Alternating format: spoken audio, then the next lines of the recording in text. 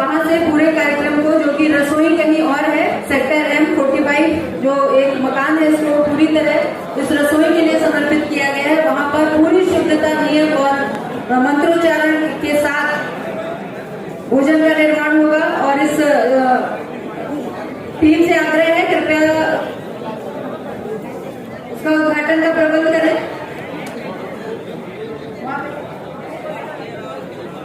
तो माननीय मुख्य अतिथि जी से आग्रह है कि उस डोरी को खींच करके सरोजनी नगर की इस विकास यात्रा में अपना योगदान दें, हम सबको आशीर्वाद प्रदान करें। कहते हैं कि माननीय मुख्य अतिथि महोदय से कि ये जो डोरी है, ये जो लाल रंग की सुविधा है, पर्दा हटा करके उद्घाटन करें। राजनीति में थे तब से हमारे पारिवारिक संबंध है, तब से सर का हमारे ऊपर निरंतर आशीर्वाद रहा है। जब से राजनीति में आया हूँ, आदरणीय सरकार निरंतर मार्गदर्शन मिलता रहता है।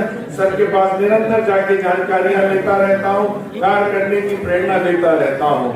सर का बहुत आभारी हूँ। सर ने अपने व्यस्तम समय में से सरोजनी नगर के लिए समय निकाला। उत्तर प्रदेश गौरवान्वित है आपके ऐसे वित्त मंत्री को पाकर।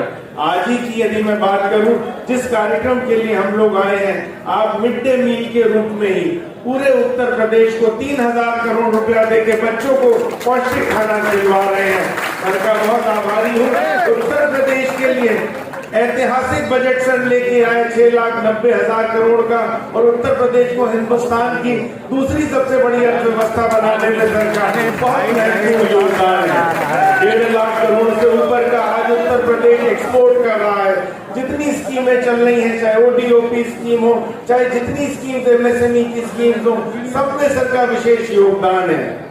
उत्तर प्रदेश आज एक उभरता हुआ राज्य है। पूरा विश्व उत्तर प्रदेश को देख रहा है। सर के नेतृत्व में, परम श्रद्धेय योगी आदित्यनाथ जी के नेतृत्व में, परम आदरणीय मोदी जी के नेतृत्व में जो ग्लोबल इन्वेस्टर समिट हुई, जिसमें 33 लाख करोड़ के अनुबंध हुए, 19,000 अनुबंध हुए, MOU साइन हुए, सारे सर के नेतृत्व में साइन हुए। सर का इस कारण बहुत आभारी हूँ उत्तर प्रदेश को आगे ले जाने के लिए। मैं बहुत आभारी हूँ हमारी बड़ी बहन सुषमा दीदी का। सुषमा दीदी के लिए तो मेरे पास शब्द नहीं रहते। जैसे बहन अपने छोटे भाई के लिए करती है। चुनाव मेरे लिए नया था जब मैं राजनीति में आया।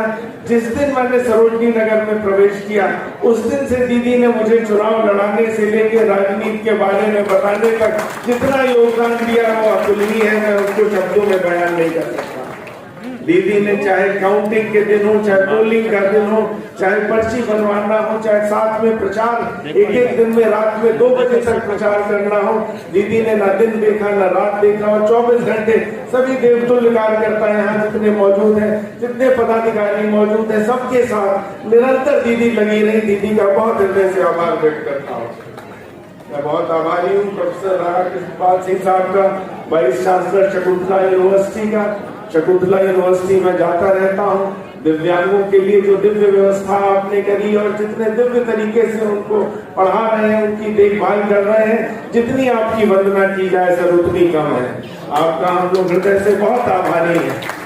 यूनिवर्सिटी में सारी पढ़ाई NAC के हिसाब से हो रही है, नेशनल क्रेडिट रेटिंग सोसाइटी के हिसाब से हो रही है, और यूनिवर्सिटी निरंतर प्रगति कर रही है। और सरोजनी नगर, पूरे लखनऊ, पूरे उत्तर प्रदेश, पूरे हिंदुस्तान को इस यूनिवर्सिटी से लगातार फायदा हो रहा है। मैं बहुत आभारी हूँ हमारे डायरेक्टर लोक बंधु आए हुए हैं, नीलांबर श्रीवास्तव साहब का। आपने हम लोग को अवसर दिया, आपसे हमने अनुरोध किया, जो खाना बनेगा, जो रसोई का खाना बनेगा, सबसे पहले हमारा जो सबसे बड़ा अस्पताल है, जो निरंतर नई सुविधाओं से लैस होता जा रहा है। पिछले 1 वर्ष में हमारे अस्पताल में, लोक बंधु अस्पताल में ब्लड बैंक शुरू हुआ, CT स्कैन की सुविधा शुरू हुई, आई सर्जरी की सुविधा शुरू हुई, OPD की जो है कंप्यूटराइज डिजिटलाइज सुविधाएं शुरू हुई। निरंतर लोक बंधु नए आयाम लिख रहा है, और सर के नेतृत्व में लिख रहा है। डॉक्टर त्रिपाठी भी हैं, CMS साहब भी हैं, सबका बहुत आभार व्यक्त करता हूँ। और ये जो भोजन की व्यवस्था है, सबसे पहले चूंकि यहाँ लगभग 1000 लोग प्रतिदिन लोक बंधु आते हैं, तो हम लोगों ने तय किया है कि सबसे पहले लोक बंधु में भोजन की व्यवस्था निःशुल्क कराएंगे, ताकि आने वालों को, मरीजों को, किसी को कोई समस्या नहीं रहेगी। और सर ने उसकी अनुमति दी। सर का बहुत आभार व्यक्त करता हूँ।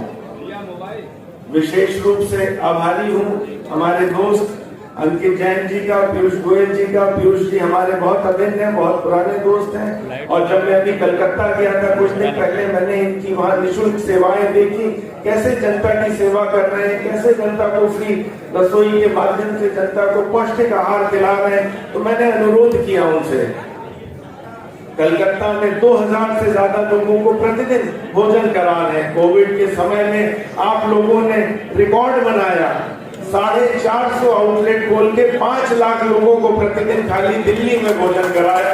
इस तरह के स्वयंसेवी संस्था है प्रयास फाउंडेशन का, मैं बहुत हृदय से आभारी हूँ। आपकी जो भी यहाँ आवश्यकताएं थी, जगह की, ऑटो वगैरह जो भी थी, सब हम लोगों ने मुहैया कराई है। और निरंतर आपने मुझे आश्वासन दिया है निरंतर कि आप ये बात मंच से कह दीजिएगा। पीयूष भाई ने कहा कि मंच से कह दीजिएगा कि सरोजनी नगर का कोई आदमी आपकी कैंटीन से भूखा वापस नहीं जाएगा, चाहे कितनी संख्या में लोग आए, 1000 है, 2000 है, कोई संख्या है, कोई वापस भूखा नहीं जाएगा। इसके लिए बहुत हृदय से आभार व्यक्त करता हूँ। मैं बहुत आभारी हूँ। हमारे मंच पर हमारे आदरणीय श्री अवस्थी जी, श्री शंकर अवस्थी जी हैं, सर का बहुत आभारी हूँ। लगातार समाज सेवा करते हैं, लगातार मार्गदर्शन करते हैं। सबके नेतृत्व में हम लोगों को काम करने का अवसर मिला है, सर का बहुत आभारी हूँ।